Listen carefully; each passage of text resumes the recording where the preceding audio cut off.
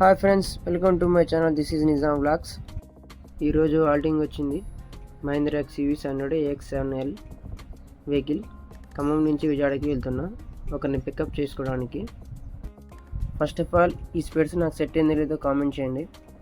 ఈ స్పీడ్స్ కూడా నాది కాదు, కార్లో ఉండి పెట్టుకున్నా. కార్లో ఓనర్ లేకపోతే నేనే ఈ కార్ ఓనర్ లాగా ఫీల్ అవుతా. ఈ వెహికల్ పర్ఫార్మెన్స్ ఎలా ఉందో చూద్దాం. చూసే ముందు నా ఛానల్కి సబ్స్క్రైబ్ చేసి సపోర్ట్ చేయండి. వీలైతే మీ ఫ్రెండ్స్కి కూడా షేర్ చేయండి. First of all vehicle condition అయితే బాగుంది. ఈ వెహికల్ 2024 మోడల్. కారు బడ్జెట్ ఎంత అని అడిగితే కారు ఓనర్ 31 lakhs చేంజ్ పడింది అన్నాడు.